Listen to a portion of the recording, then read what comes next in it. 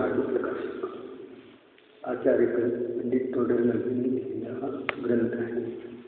सहवादिका कुदेव कुगुरु कुधर्माचं प्रतिष्ठित. मिथ्या देवादिक भजे ओहे मिथ्या भाव तजती मुखोता ते भजो यत हेतु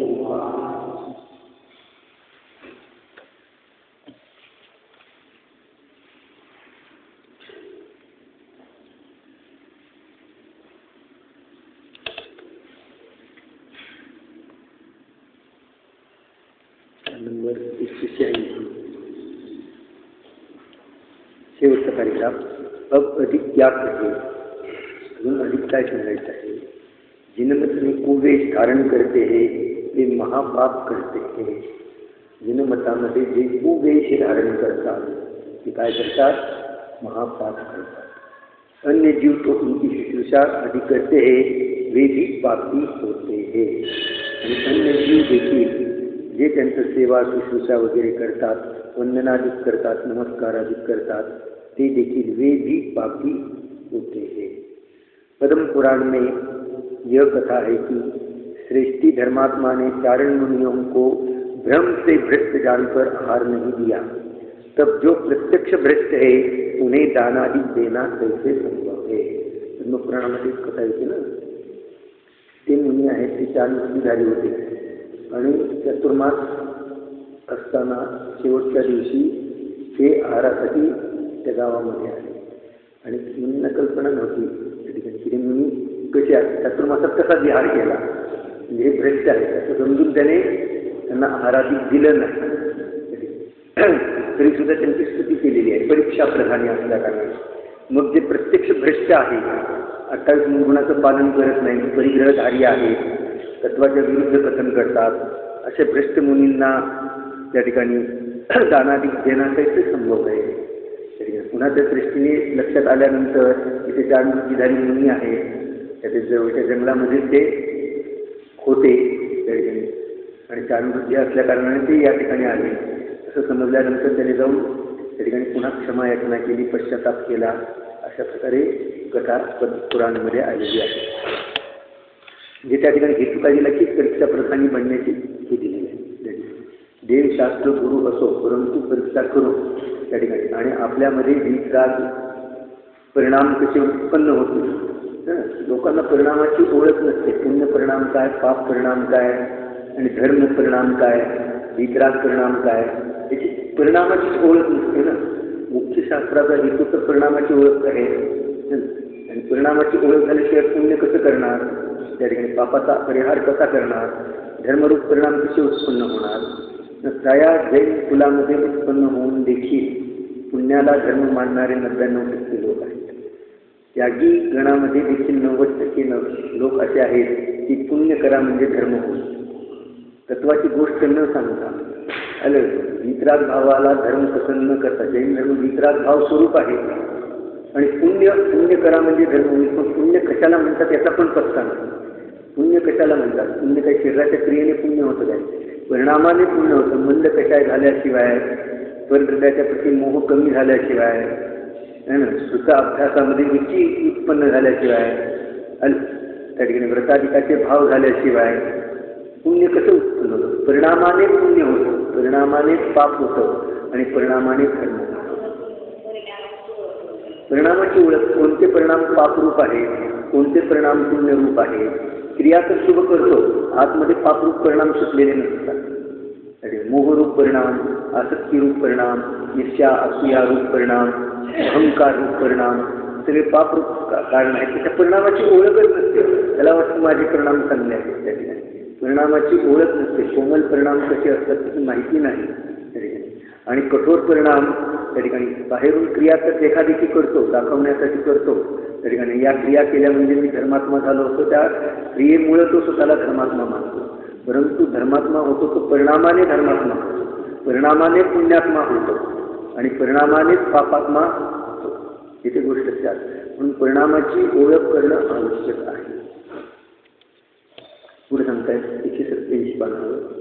यहाँ कोई कहे हमारे अंतरंग में श्रद्धान तो सत्य है परंतु बाह्य लज्जादित्य शिष्टाचार करते हैं सो फल तो अंतरंग का होगा, प्रश्न केलेला आहे. आमचे परिणाम तर निर्मळ आहे.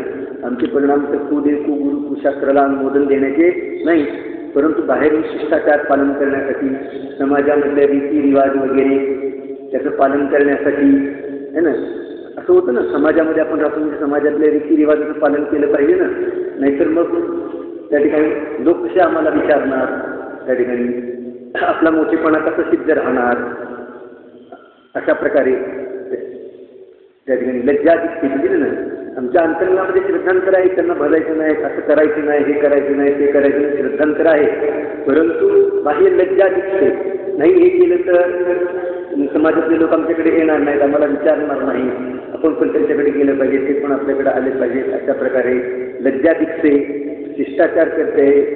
सो फल तर कशाला मिळणार आहे. आमच्या तुम्ही सांगता अंतरंग परिणामाचे फळ, आमचे अंतरंग परिणाम तर निर्मळ आहेत, आम्हाला त्यांचे भजण्याचे परिणाम नाहीत, फळ कशाचं मिळणार. अंतरंग परिणाम असतो ना. असं प्रश्नकर्त्याने म्हटलेलं आहे.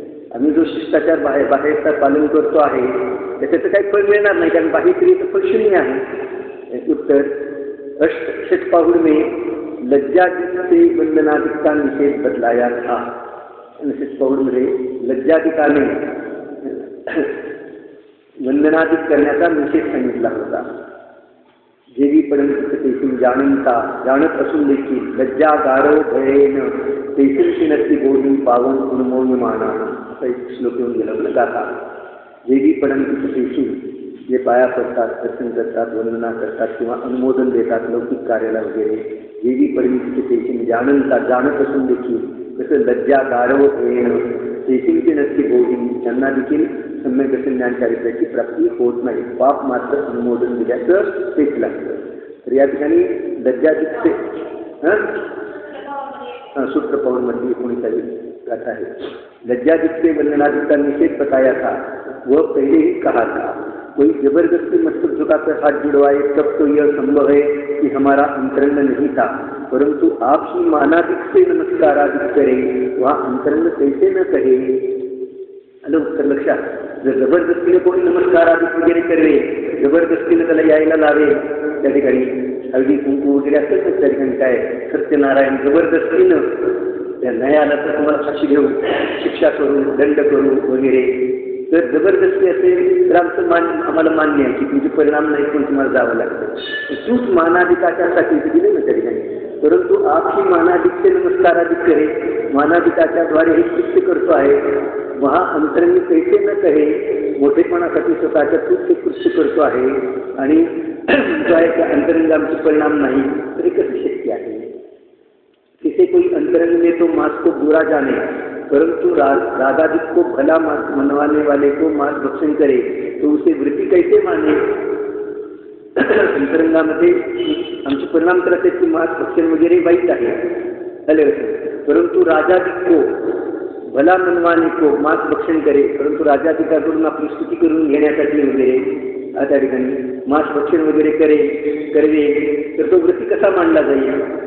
तो म्हणेल आमचे परिणाम तर असे नाही, तरी मांस भक्षण पापाचंच कारण आहे, ते सोडलंच पाहिजे असे आमचे परिणाम आहेत असं आम्ही म्हणतो ना त्या ठिकाणी. हे करणं तर आम्हाला मान्य नाही, ते चुकीचंच आहे. त्यासाठी काय करणार, राजाधिकाला खुश करण्यासाठी, दुसऱ्याला खुश करण्यासाठी त्या ठिकाणी करावं लागतं, त्या ठिकाणी मोठेपणासाठी. उसी प्रकार अंतरंग में तो कुगुरु सेवन को बुरा जाने, परंतु उनको और लोगों को भला मनवाने के लिए सेवन करे तो श्रद्धाने कैसे कहे.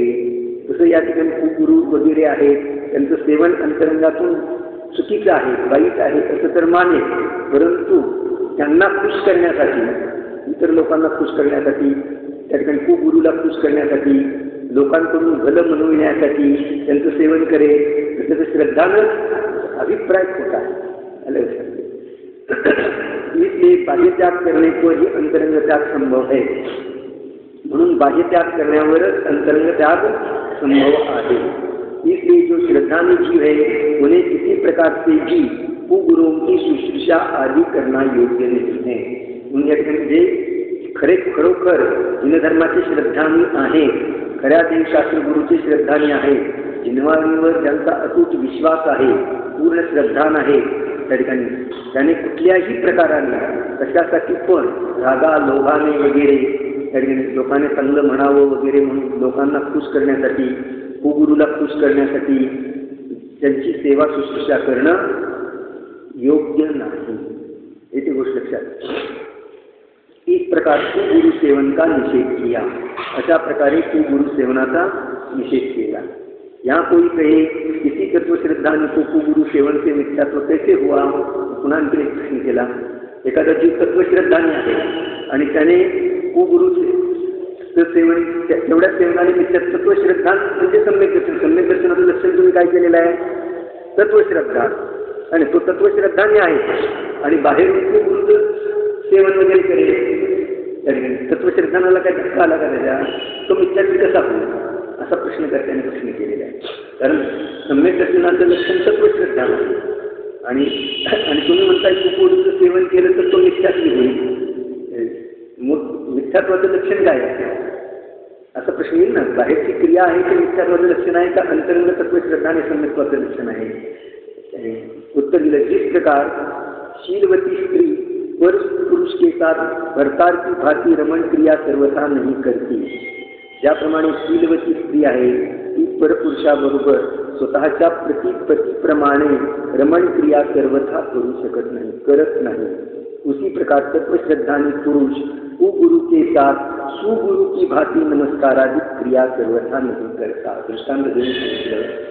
त्याप्रमाणे जो तत्वश्रद्धानी पुरुष आहे शीलवती स्त्री तिचा दृष्टांत देऊन सांगितलं. तसं तत्वश्रद्धान ज्याचं तत्वश्रद्धान आपल्या आत्म्याशी आहे, देवशास्त्र गुरुशी आहे, खऱ्या देवगुरुशास्त्राशी आहे, तो कुगुरु वगैरेला सुगुरुप्रमाणे नमस्कारादी सर्वथा करू शकत नाही. कोणत्याही प्रकाराने तो त्याच्या प्रकारे नमस्कारादी करत नाही. क्योंकि यह तो जीवादी तत्वों का श्रद्धानी हुआ है. कारण हा तर काय झालेला आहे जीवादिक तत्वाचा श्रद्धानी झालेला आहे. वहाँ रागादिक का निषेध करने वाला श्रद्धान करता है, वितराग भाव को श्रेष्ठ मानता है. बस जीवादिक ताप तत्वाचं श्रद्धान झालं म्हणजे त्याच्यामध्ये जीव भिन्न अजीव भिन्न आलं लक्षामध्ये. हे शरीरादी अन्य जीव माझ्यापासून भिन्न त्यामध्ये रागादिक त्याचा निषेध आहे आणि वितरागतेचा स्थापना आहे. कारण आश्रवबंध तत्व रागादिक भावाचा आहे आणि संवर निद्रा तत्व वितराग भावांशिक एक देश वितराग भावाच्या प्रगटीकरणाचा आणि पूर्ण वितराग भाव प्रगट होईल त्या ठिकाणी मोक्ष आहे. असं 7 तत्वाचं श्रद्धान आहे. मग जे वितराग भावाचे पोषक आहेत तेच आपले हितेशी बनतील. म्हणजे देव शास्त्र गुरु कोण असतील वितराग भावाचे पोषकच असतील. ज्या ठिकाणी वितराग भाव आहे तिथं धर्म असते. ज्या ठिकाणी रागभाव आहे त्या रागभावाला तो कदापि धर्म मानणार नाही. किरींची जीव असं श्रद्धान करतो की रागभाव ज्या ठिकाणी आहे, कषाय भाव आहे, विकार भाव आहे तिथं धर्म नाही आणि वितराग भाव आहे तो शांती सुखाचं कारण आहे. तसं अनुभवन त्याने केलेलं आहे. आपण पण अनुभवन करतो. जिथं रागाधिक भाव आहे तिथे शांती नसते आणि जिथं वितराग भाव आहे तिथे शांती असते. मंदिरात आला आणि खूप 4 तास रागभाव केले तर त्याला शांती प्राप्त होत नाही. त्या ठिकाणी नाचणं गाणं वगैरे याचा निषेध केलेला आहे पंडित चौधरीमध्ये त्या ठिकाणी. मग त्याच्याशिवाय आमचा लय लागत नाही, भक्ती होत नाही. तुझी रागभावाच्या मध्ये प्रधानता आहे. अनादिकालापासून तुझ्यावर खोटे संस्कार आहेत रागभावाचे आणि त्यामुळे तेच आत्ता तुला बरे वाटतात. तू धर्माच्या नावावर देखील हेच करतो आहे. असं आहे ना त्या ठिकाणी की धार्मिक कार्य करून संपत्ती वगैरे घेण्याचा निषेध केलेला आहे पंडित चौधरीमध्ये. की धार्मिक कार्य करेल, शास्त्र वाचन वगैरे करेल आणि त्या ठिकाणी पूजन अर्चन करेल आणि त्याच्यासाठी पैसे घेईल तर त्याचा निषेध केलेला आहे. कारण या संसारामध्ये तुला पोट भरण्यासाठी अनेक धंदे आहेत. तू धर्माला घेऊन पोट भरू शकत नाही आणि भरणं महापापाचं कारण आहे. हां त्या ठिकाणी अशा प्रकारे भवनत्रिकामध्ये ते उत्पन्न होतात. ते पण पुण्य कशाय मंद असतील तर तीव्र लोभ असेल तर किरींची गतीमध्ये जातात. तीव्र लोभ नाही मला एवढेच पैसे पाहिजेत, मला 10,000 नाही मला 20,000च पाहिजेत, 25,000च पाहिजेत, त्याशिवाय मी हे करणार नाही. अशा प्रकारे गोडगोडून पैसे काढणारे असतात त्या ठिकाणी. ते तर त्या ठिकाणी तीव्र लोभी असल्या कारणाने किरींची गतीमध्ये जातात. अशा प्रकारे माया आहे ना त्या ठिकाणी. इकडे तर धर्माचं अंग दाखवतात, इकडे तर पैशाचा लोभ तीव्र आहे. अशा प्रकारे मग माया किरण घेऊन येते त्या ठिकाणी अंतरंगामध्ये लोक सुटलेला नाही तीव्र लोक, तर त्या ठिकाणी धार्मिक कार्यामध्ये पैसे वगैरे घेऊन कार्य करणं त्याचा सर्वथा निषेध केलेला आहे. तो सत्य कथन करू शकणार नाही, सत्य समजू शकणार नाही, कारण त्याच्या अंतरंगामध्ये मलिन भाव पडलेले आहे, लोभ कषाय पडलेला आहे. त्याचं लक्ष सगळं कुठं असेल, लोकांना खुश करण्यासाठी आणि पैसे जादा कमवण्यामध्ये असेल. कसं या ठिकाणी त्याचं वीतराग भावाकडे लक्ष नाही, रंगरागाकडे लक्ष आहे, मौज मजेकडे लक्ष आहे. अनाधिकांचे खोटे संस्कार आहेत ना रागाचे, त्यामुळे त्याला रागामध्येच मजा वाटते, रागामध्येच मौज वाटते. राग केला तर धर्म झाला असं त्याला वाटतं. आला मंदिरात आणि राग न करता केवळ शांत भावाने वीतराग भावाने जर त्या ठिकाणी उपासना केली तर त्याला धर्म केल्यासारखाच वाटत नाही, असं होतं ना त्या ठिकाणी. कारण संस्कार खोटे आहेत ना अनादिकालापासूनचे, रागाचे संस्कार आहेत. त्याला राग बरा वाटतो. रागादी प्रगट जे दुःख देईन तिनही को सेवत विनत चैन. रागादी प्रगट दुःख देणारे आहेत, परंतु त्याचं सेवन करून तो त्याच्यामध्ये चैन मानतो, त्याच्यामध्ये धर्म मानतो. तर या ठिकाणी जो तत्वाचा श्रद्धानी आहे त्याला तो रागाचं पोषण करणारे आहेत ते कुदेव कुगुरु कुशास्त्र आहे, आणि जे वीतरागतेचं पोषण करणारे आहेत तेच खरे देवगुरु शास्त्र आहे. वहाँ रागादिक का निषेध करने वाला श्रद्धान करता है, वीतराग भाव को श्रेष्ठ मानता है. वीतराग भाव आहे तो श्रेष्ठ आहे, रागभाव आहे त्याचा निषेध आहे, तो ध्येय आहे, दुःखाचं कारण आहे. इसलिए जिससे वीतरागता पाई जाए उन्हीं गुरु को उत्तम जानकर नमस्कार आदि करता है. म्हणून ज्याच्या तो वीतराग भावाला श्रेष्ठ मानत असल्या कारणाने ज्यांच्यामध्ये वीतरागता दिसून येते आहे, वैराग्य भाव दिसत आहे, अशा गुरुला उत्तम जाणून तो नमस्कार आदि करतो. इनके रागादिक पाए जाते हैं, उन्हें निषिद्ध जानकर कदापि नमस्कार आदि नहीं करता. ज्यांचे परद्रव्यासंबंधी रागादिक भाव आहे त्याला तो धर्माच्या विरुद्ध जाणून त्या ठिकाणी त्यांना तो नमस्कार अधिक करत नाही. आणि गोष्ट लक्षात पारख त्याची किती सोपी केलेली आहे, अवघड नाही. रागादिक भाव आणि वीतराग भाव याच्यामध्ये धीरविज्ञान करून दुःखाचं कारण काय आहे, रागादिक भाव आहे याची निश्चिती करा पहिल्यांदा आपल्यामध्ये, आणि वीतराग भाव आहे तेच सुखाचं कारण आहे याची पण निश्चिती करा, अनुभवच करा. कोणते भाव केले असताना सुख मिळतं आणि कोणते भाव केले असताना दुःख मिळतं तत्काळ त्या क्षणाला. मग भविष्य काळामध्ये त्याचं फळ कसं असेल हे अनुभव आहे. त्या ठिकाणी आपल्या स्वभावाचा अनुभव म्हणजे काय, स्वभाव वीतराग भावमय आहे, आणि जे परिणाम आत्ता आपण केले असताना आपल्याला सुख शांती प्राप्त होते तर त्याचं भविष्यात फळ कसं असेल, अनंत गुणे असेल आणि ते सुख शांततामय असेल. आणि जे परिणामामध्ये आकुलता आहे त्या ठिकाणी त्या परिणामामध्ये आत्ता पण आकुलता आहे तर त्याचं फळ भविष्य काळामध्ये कसं असेल, अनेक पटीनं आकुलतामय असेल त्या ठिकाणी. तर शुभ अशुभ भावामध्ये आकुलता आहे आणि वीतराग भावामध्ये निराकुलता आहे. म्हणून वीतराग भावच धर्म आहे. शुभाशुभ भाव धर्म होऊ शकत नाही. त्याच्याबरोबर त्या ठिकाणी अशुभ टाळण्यासाठी है ना, तीव्र रागभाव टाळण्यासाठी मंद रागभावाचा ज्ञानी पण आश्रय करतो, परंतु तो त्याला धर्म मानत नाही. तीव्र रागभाव टाळण्यासाठी, तीव्र रागभाव वंचनार्थ आहे ना कधी कधी, त्याला टाळण्यासाठी तो मंद रागभावाचा वगैरे आश्रय करतो, परंतु त्याला धर्म मानत नाही. त्याच्यामध्ये जेवढे वीतराग भाव आहे, जेवढं वीतराग भावाचं श्रद्धान आहे, एवढं वीतराग भावाचं जाणणं आहे, आणि अंशिक वीतराग भावामध्ये लीनता एकाग्रता एवढाच धर्म आहे. अशा प्रकारे तो जाणतोय, त्या परिणामाने शांती प्रगट होते, तो परिणाम धर्म आहे. वर्तमान काळामध्ये धर्माची ओळख करता येते.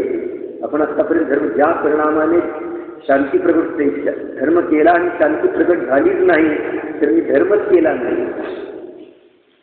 म्हणून जिनके रागादिक पाए जाए उन्हें निषिद्ध जानकर कदापि नमस्कार नाही करता. कदापि तेव्हा पण कोणाला पण त्या ठिकाणी दाखवण्यासाठी, मोठेपणासाठी वगैरे तो नमस्कार आदि करत नाही.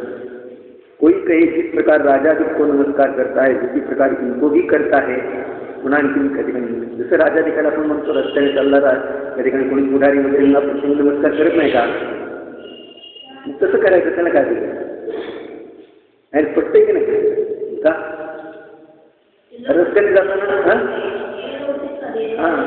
तिथं धर्मबुद्धीनं तो नमस्कार करत नाही. इथं धर्मबुद्धी आहे, पद्धती दिलं उत्तर दिलं. राजाधिक धर्म पद्धती में नहीं है. हे राजाधिक आहेत त्या ठिकाणी ते धर्म पद्धतीमध्ये नाही, गुरु का सेवन तो धर्म पद्धती में है. गुरुचं सेवन तर धर्म पद्धतीमध्ये आहे. राजाधिक का सेवन तो लोभाधिक से होता है. हां, राजाधिकाचं सेवन आहे ते लोभाधिकाने होतं. त्याच्याकडून काहीतरी लोभ असतो, आपल्याला काहीतरी मिळावं त्या ठिकाणी वगैरे. वहा चारित्र मोह काही उदय संभव आहे. त्यामध्ये चारित्र मोहाचा उदय संभव आहे. राजाधिकाला नमस्कार करण्यामध्ये चारित्र मोहाचा उदय आहे. कुगुरूला नमस्कार करण्यामध्ये दर्शन मोहाचा उदय आहे. मिथ्यात्व आले लक्षामध्ये. दोन उदयाचे दोन भेद केले. कुदेव कुगुरु कुशास्त्राला नमस्कार आदी करण्यामध्ये मिथ्यात्व म्हणजे दर्शन मोहनीय कर्माचा उदय आहे. आणि राजाधिक वगैरे लौकिक कार्यामध्ये नमस्कार करण्यामध्ये चारित्र मोहाचा उदय आहे. तिथं पण आहे उदय, परंतु एका ठिकाणी चारित्र मोहाचा उदय आहे आणि एका ठिकाणी दर्शन मोहाचा उदय. कुठं नाही नाही, हां तसं नाही सांगितलं, बरोबर आहे. त्या ठिकाणी संभव म्हणजे शक्यता सांगितली, तर तिथं चारित्र मोहाचा उदय आहे. आणि इथं जर कुगुरु कुदेवाला पण शास्त्र नमस्कार करायचं तर तिथं नियमाने दर्शन मोहाचाच उदय आहे. म्हणजे चारित्र मोहाचा तर आहेच आहे त्या ठिकाणी असं आहे. वहाँ चारित्र मोह का ही उदय संभव है, परंतु गुरु के स्थान पर कुगुरु का सेवन किया, वहाँ तत्व श्रद्धान के कारण तो गुरु थे उनसे यह प्रतिकूल हुआ. बघा, गुरुच्या स्थानावर कुगुरूला सेवन केलं त्या ठिकाणी. वहाँ तत्वश्रद्धांचे कारण तो गुरु थे. तत्वश्रद्धानाचं कारण कोण होतं? गुरु होते. आणि हे तर त्याच्या प्रतिकूल बनले. तत्वश्रद्धानाच्या हे विरुद्ध आहे. त्यांना तू नमस्कार केला त्या ठिकाणी, म्हणजे तुला तत्व देखील मान्य नाही त्या ठिकाणी. जो लज्जाधिक से जिनके कारण विपरीतता उत्पन्न की उनके कार्यभूत तत्वार्थ श्रद्धा में दृढ़ता कैसे संभव है.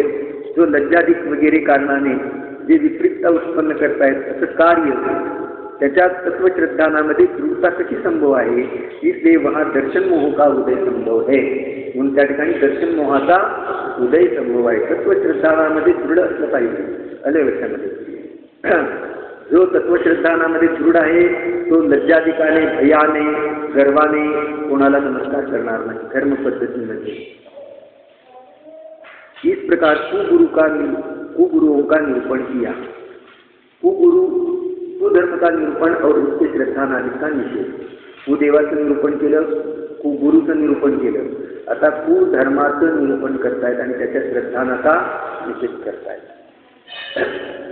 कारण हे कुदेव, कुगुरू आणि कुधर्म आहे हे अनंत संसार वृद्धीला कारणभूत आहे. आपलं पूर्वीचं अनादिचं अभ्रित मिथ्यात्व ते पुष्ट करण्यामध्ये हे कारणभूत असल्या कारणाने यांच्याद्वारे गृहीत मिथ्यात्व पुष्ट होतं आणि तेच पुढच्या भवामध्ये अगृहीत बनतं असं आहे.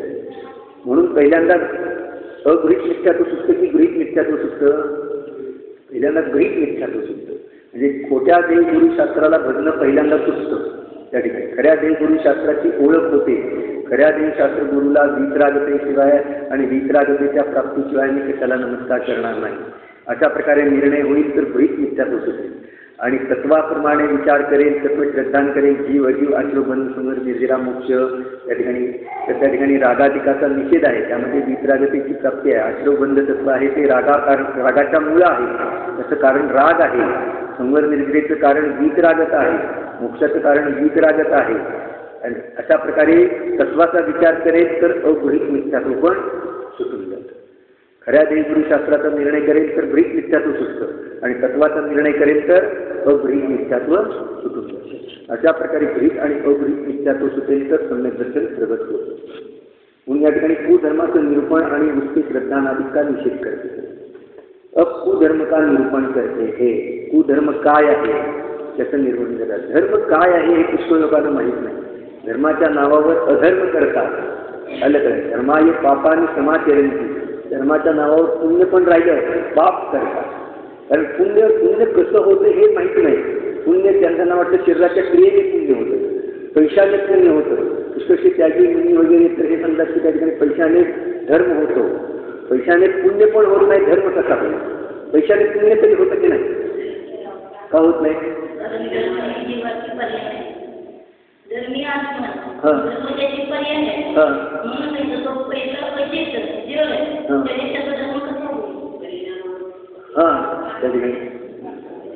असं होईल की नाही, करोड रुपये देणाऱ्याला अधिक धर्म, लाख रुपये देणाऱ्याला कमी धर्म, आणि 10 रुपये देणाऱ्याला अल्प धर्म, अशी मान्यता असते लोकांची.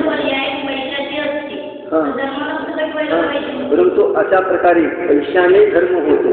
अरे पैशाने धर्म काय, पुण्य पण होत नाही पैशाने. तू पैसे देण्यामध्ये मानाधिकार तुझं पोषण, हा मग त्याने मोक्ष पण व्हायला पाहिजे. ज्याने खूप संपत्ती दान केली, पैशाने धर्म विकत मिळायला पाहिजे. मग सगळ्या श्रीमंत लोकांनी घेतला असता. रत्नागिरी प्रपंचामध्ये आलं ना, धर्म कुठे ठेवलेला नाही की तिथं जाऊन विकत आणता येईल, ना त्या ठिकाणी धनसंपत्ती खर्च करून तो मिळेल, अशा प्रकारे धर्माचं स्वरूप नाही है ना. तर त्या ठिकाणी पैशाने धर्म तर होत नाही, पुण्य पण होत नाही. कोणाची भ्रामक कल्पना असेल, तुम्ही एवढे पैसे केले म्हणजे मी खूप धर्मात्मा झालो. परंतु जर तुझी मानाधिक वगैरेची लौकिक कांक्षा असेल, त्या ठिकाणी इच्छा असतील, तर त्या ठिकाणी पाप बंधच होणार असते. आलं लक्षात. तू फक्त अहंकार करतो आहे, मी पैसे दिले म्हणून मला धर्म झाला पाहिजे, मी पैशामुळे धर्मात्मा होतो आहे, अशी तुझी भ्रामक कल्पना आहे. धर्म परिणामाने होत आहे, पुण्य पण परिणाम आहे. तू पैशासंबंधीची आसक्तता सोडली, त्याच्या संबंधीचा राग सोडला आणि वीतरागाची महिमा अंतरंगामध्ये आली, आणि असा वीतराग धर्माचा प्रचार प्रसार सर्वत्र हो, सर्व जीव ग्रहण करो, त्याची प्रभावना हो. याच्यासाठी माझे हे धन आहे की जे पूर्वपुण्याईनं उपलब्ध झालेलं आहे, ते सहजतेने तो खर्च करतो, त्यावेळेला त्याला पुण्य बंध होतो. वीतराग भावाची महिमापूर्वक तो त्या ठिकाणी वीतराग भावाच्या वृद्धीसाठी, अलग लक्षामध्ये, हा धर्म मला पंचम काळाच्या शेवटपर्यंत न्यायचा आहे, त्या धर्माचे संस्कार मला सर्व जीवावर करायचे आहे ना, आपल्या पण घरातील सर्वांवर करायचे आहे, असे भाव ज्याचे आहेत त्याला पुण्यबंध होईल. त्याच्यासाठी धनाधिक जो खर्च करेल त्याला पुण्यबंध होईल. अन्यथा पुण्यबंध कसा होईल? लौकिक कार्याची अभिलाषा ठेवून त्या ठिकाणी जर त्या ठिकाणी तो धन खर्च करेल तर त्याला पाप बंद होईल, पुण्यबंध कसा होईल?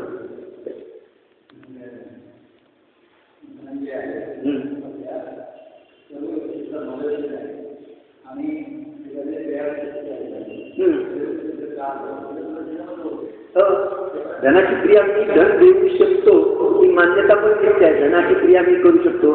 लाख रुपये दान देण्याचे भाव झाले, लाख रुपये मानले, दिले पण त्यांनी, मानले पण, दुसऱ्या दिवशी पॅरालिसिसचा अटॅक आला, देऊ शकत नाही. तिजोरीतलं धन मंदिरात जात नाही, त्या ठिकाणी मुलांना सांगणारे देऊन टाका, त्या ठिकाणी मुलं द्यायला तयार नाही, त्याचे भाव आहे. पण धन दिलं नाही मग त्याला पाप लागणार का? त्याचे पुण्यभाव आहे, त्याचे शुभभाव आहे धन देण्याचे, पण देऊ शकत नाही. इच्छा झाली म्हणून धन दिलं जाईल आणि धन दिलं म्हणून पुण्य लागेल असा काही संबंध नाही, कारण दोन्ही द्रव्य पृथक आहे. इच्छा मान्यता, अन्य द्रव्याची क्रिया मी करू शकत नाही, हे पहिल्यांदा मान्यता बदला आणि वीतराग भावाच्या प्रती अहोभाव येईल आणि त्याच्यासाठी तन मन धन खर्च करण्याचे भाव असतील तर पुण्यभाव. मूळ त्याच्यामध्ये वीतरागत आहे. आहारदान देईल त्यामध्ये देखील लोकांच्यासाठी दुसऱ्यासाठी सगळे टोके करतात, मला पण करावा लागेल, त्या भावनेने करेल तर पुण्यबंध नाही. मुनींच्या वीतरागतेची महिमा आली हे मोक्षमार्गस्थ आहे, मला मोक्षमार्ग दाखविणारे आहे त्या ठिकाणी. अशा प्रकारे यांच्यामध्ये सम्यक दर्शन ज्ञान चारित्र प्रगट झालेलं आहे. सम्यक दर्शन ज्ञान चारित्राचे सेवन करणारे आहे, त्यांना आहारदान देण्यामध्ये त्या सम्यक दर्शन ज्ञानात चारित्र्याच्या वृद्धीमध्ये, वीतरागतेच्या वृद्धीमध्ये हा आहार निमित्त पडो, या भावनेने जो आहारदान देतो त्याला पुण्यबंध होतो. धर्म नाही, पुण्यबंध होतो, ही गोष्ट लक्षात घ्या. अन्य भावनेने देखादेखी लौकिक याने जर आहारदानाधिक देईल तर पुण्यबंध पण नाही. परिणाम धर्म कसा होतो लोकांना कल्पना नाही त्या ठिकाणी. धर्माही पापाने समाचरी, धर्माच्या नावावर पाप करतात लोक आणि म्हणतात मी धर्म केला, मी धर्मात्मा झालो. धर्मात्मा शिक्का मारतात, हे गावातले लोक धर्मात्मा आहेत, बाकीचे सगळे अधर्मात्मा आहेत. अहो ज्याला काही बोलता येत नाही तो देखील धर्मात्मा होऊ शकतो, स्त्रियांची जीव देखील धर्मात्मा होऊ शकतो त्या ठिकाणी. आणि जो त्या ठिकाणी मिरवतोय धर्मात्मा म्हणून त्याचे पाप परिणामामुळे तो अधर्मात्मा होऊ शकतो, असं होऊ शकतं ना त्या ठिकाणी. जहाँ हिंसादी पाप उत्पन्न, बघा आता कुधर्माचं निरूपण करताय, जहाँ हिंसादी पाप उत्पन्न हो व विशेषायंची वृत्ती हो वहा धर्म माने सो कुधर्म जाणला. एकदम सोपी व्याख्या. ज्याच्यामुळं हिंसादी पाप उत्पन्न होईल, अलग लक्षात, आणखी विषय कषायांची वृद्धी होईल. 5 इंद्रिय आणि 5 इंद्रियांचे विषय बदलले. इकडे व्यापार विषय होता, तिकडं रंगराग विषय आहे, नाचणं गाणं विषय आहे. पण विषय कषायच आहे ना त्याच्यामध्ये. त्या वीतरागता विषय बनला आहे का? आपल्या आत्म्याच्या स्वभावाचं लक्ष आहे का? जिनेंद्र भगवंताच्या स्वभावाचं लक्ष आहे का? जिनेंद्र भगवंताच्या स्वभावाचं लक्ष केल्याशिवाय आपला श्रद्धा गुण निर्मळ होत नाही. बाकीचे तर अनंत गुण पडलेले आहेत. तुझा एक श्रद्धा गुण देखील निर्मळ होतो आहे की नाही हे पहा देवदर्शनाच्या द्वारे. देवदर्शन केलं तर या ठिकाणी जिनेंद्र भगवान जसे आहेत तसा माझा आत्मा आहे, संपूर्ण विकाराने रहित आहे, काम क्रोधादी विकाराने रहित आहे, कषायाने रहित आहे. अशा प्रकारे आपल्या आत्म्याचं श्रद्धान करेल तर श्रद्धा गुण निर्मळ होईल. नाहीतर बाकीचे गुण कसे निर्मळ होतील? आणि इतक्या दिवस देवदर्शन केलं तर तुझा श्रद्धा गुण तरी निर्मळ झाला का? एक केवळ श्रद्धा गुण पण तुझा निर्मळ झाला नाही तर देवदर्शन कसं कशाचं केलं आणि कसं केलं? विचार करा की आपला श्रद्धा गुण तरी निर्मळ झाला का नाही? रोज मंदिरात आलो आणि आपली श्रद्धा झाली की नाही? जिनेंद्र भगवान जसे जिनेंद्र देव आहे तसा तुम्ही स्वभावता आहे. माझ्या स्वभावामध्ये आणि जिनेंद्र भगवंताच्या स्वभावामध्ये बिलकुल अंतर नाही. त्या राग द्वेषादी एक विभाव आहे, विकृती आहे. जिनेंद्र भगवंतामध्ये ती नाही आणि माझ्या स्वभावामध्ये पण ती नाही. निर्णय केला का? मग हा श्रद्धागुण आणि दुःखाचं कारण हे विकारी भावच आहे. दुसरं काही पण या जगामध्ये दुःखाचं कारण नाही, परंतु त्याची श्रद्धा उलटीच आहे. त्या ठिकाणी ईश्वर सुखाचं कारण आहे, धनसंपत्ती सुखाचं कारण आहे, शरीर नीट राहणं सुखाचं कारण आहे. ही विपरीत श्रद्धा सुटली का तुझी देवदर्शनाच्या द्वारे? नाही सुटली तर तुझा श्रद्धा गुण सुद्धा निर्मळ झाला नाही, पवित्र झाला नाही, स्वच्छ झाला नाही. त्या ठिकाणी जर देवदर्शन कसं केलं? त्या ठिकाणी स्नानाच्या द्वारे काय केलं पाहिजे? मिथ्यात्व मल नाहीसा केला पाहिजे. पहिले आहे ना काल याच्यामध्ये आलं कर्मलमध्ये. त्या ठिकाणी स्नान केलं तर मल नाहीसा करायचा. या ठिकाणी स्नान कोणतं? देवदर्शन शास्त्र स्वाध्याय याच्याद्वारे मिथ्यात्व मल नष्ट करण्याचा हेतू आहे ना त्याच्यामध्ये. आणि मिथ्यात्व मल नष्ट झाला नाही तर या ठिकाणी तू स्नान कसं केलं? एक श्रद्धा गुण देखील निर्मळ झाला नाही तर तू स्नान कसं केलं? तर जहाँ हिंसादी पाप उत्पन्न हो, विषय कषायों की वृद्धि हो, वहाँ धर्म माने सो कुधर्म जानना. यज्ञादि क्रियाओं में महाहिंसादि उत्पन्न करे, बड़े जीवों का घात करे और इंद्रियों के विषय का पोषण करे, उन जीवों में दुष्ट बुद्धि करके रौद्रधानी हो, तीव्र लोक से औरों का बुरा करके अपना कोई प्रयोजन साधना चाहे और ऐसे कार्य करके वह धर्म माने सो कुधर्म है. असं कार्य करून आता या ठिकाणी हिंसादिक यज्ञ यागादिक करेल वगैरे. या ठिकाणी हा पण घरी होम यज्ञ वगैरे होम वगैरे करेल, ठीक आहे, यज्ञ यागादिकच आहेत ना. या ठिकाणी हे म्हणजे दुसऱ्याकडे दिले असं त्याला वाटतं. आणि आपलं